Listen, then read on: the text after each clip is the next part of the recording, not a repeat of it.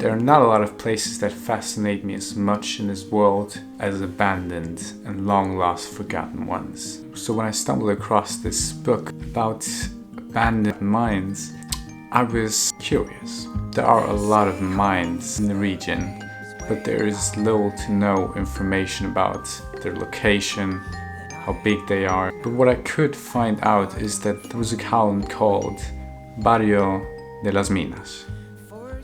So, with a really big brain move, we thought that this was probably the old mining town, which now is long lost and abandoned. I'm Tino, and this is the search for the abandoned mines. Who's gonna dig these graves? Who's gonna dig these graves? Somebody help me dig these graves. I can't do it on my own. Who's gonna dig these graves? Who's gonna dig these graves? Somebody help me dig these graves. As much as I wish to wear this cool cowboy hat, I think today's more of a beanie kind of weather.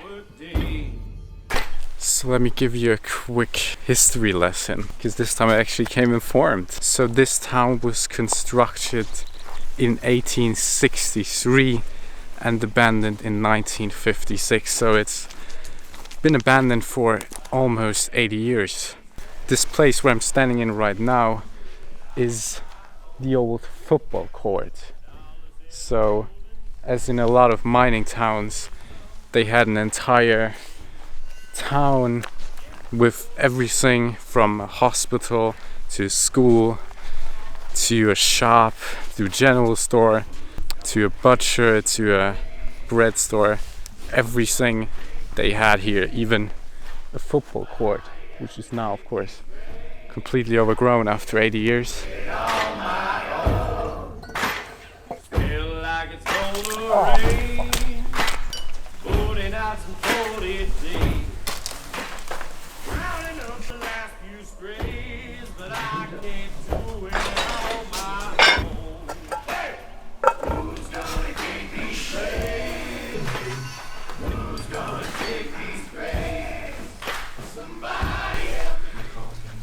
Okay, so this is the old cellar, which was probably later used as a barn.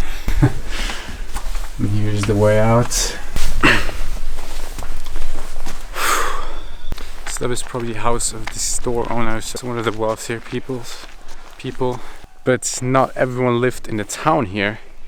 There are also some cave homes. So they worked in mines all day, and then when they came home, they went into a little cave. Let's check it out.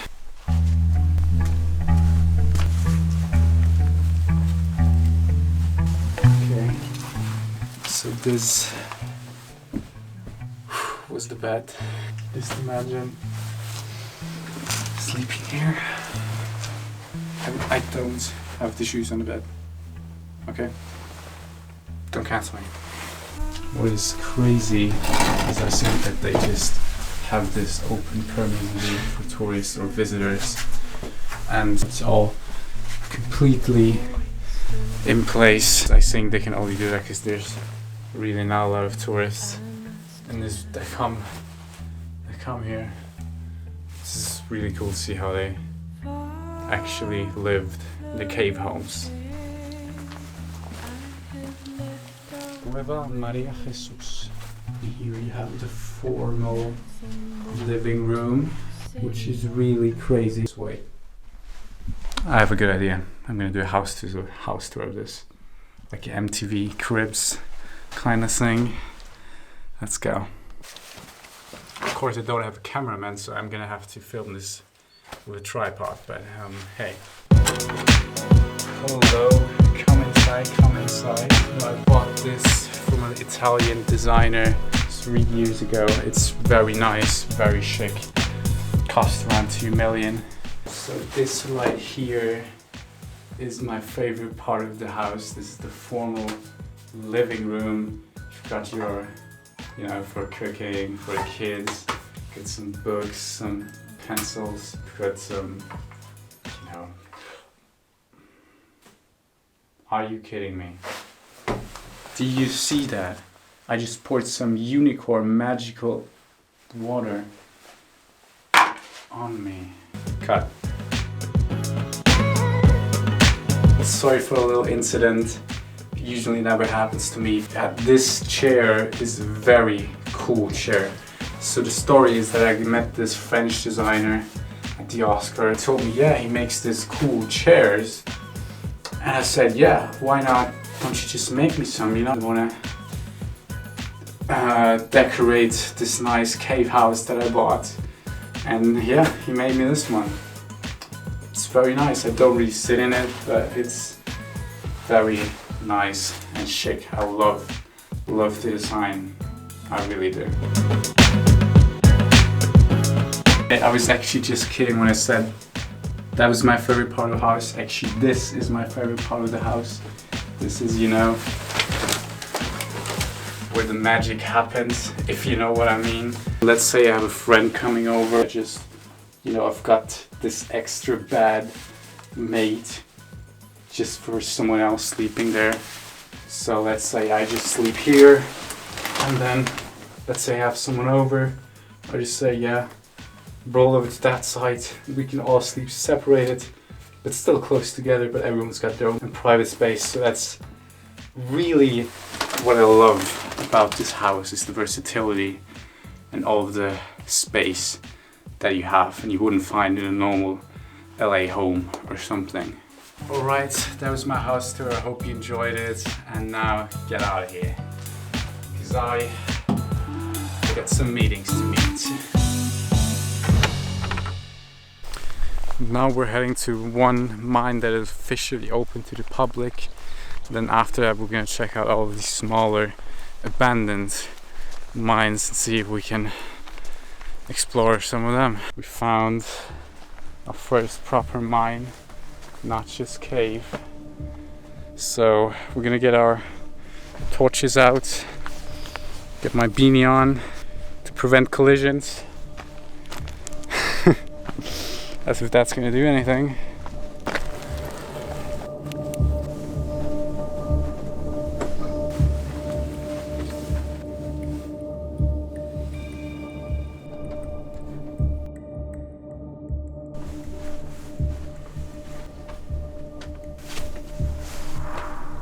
So this is like the main street kinda. And then up here, climb up here, there's more tunnels, like really small tunnels that they excavated. It keeps going, just tunnels and tunnels. It just keeps going. So what we noticed in there was that the more we kept going, the smaller it was getting, and also it smelled more of sulfur, and it was also getting noticeably hotter. Like, it was 1 meter there, it was pretty chill, pretty cold. Then you could go 5 meters in and it was really hot. And we're not sure why, but we decided to go back. Yeah, we're gonna go out, see if we can find another one that is a bit more spacier. These dirt piles are the waste of the mines. There's a lot of these walls here, so I'm thinking there could be an entrance to something.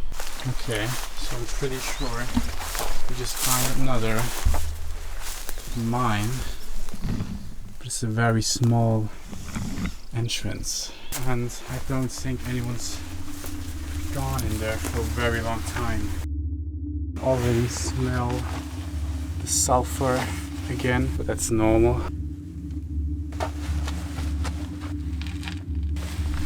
It's pretty narrow to walk like this. Let's see if we can find another one that is a bit more spacier.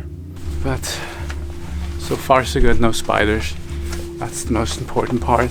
This is basically what they did. Let's see, like under that plate there's the sulfur, so they just mined it in. And then so that it doesn't collapse, they put these walls up where they already extracted everything and kept going. So that's why there are all these walls in here. We found a beam and it's still intact, so that's good. And we found a plant. Don't know how that got in here. Let's keep going. There's one to the right, one to the left, and now it's at the point we should remember which way you take. So I'm gonna go left. To see the yellow thing up here, I think that could be sulfur. Another beam. It just keeps going. So I'm gonna go up there, I think, and then we'll call it a day. There's still a lot of pillars standing, so I'm quite confident. And it just keeps going. Okay, this one is a bit broken. It's getting smaller and smaller. But yeah, we arrived at the end of the tunnel, I hope. I'd say that's the end. It still keeps going. Like, do you see how narrow that is? But at this point, I'm literally sweating. That's how hot it is. And yeah, don't wanna, this is already pretty thin, so I don't wanna like go through the smallest cracks. So yeah, I hope you enjoyed this episode. I know I kinda enjoyed making it, even though it's a bit hard, a bit difficult. But yeah, if you wanna see more of this type of content, just subscribe, hit the like button, and I'll see you in the next video. I think I went right? Okay, just kidding. I know I went left. Not gonna leave you here, no, don't worry. They say it gets colder when you go into the earth, underground. Well no, it gets warmer. It gets really warm.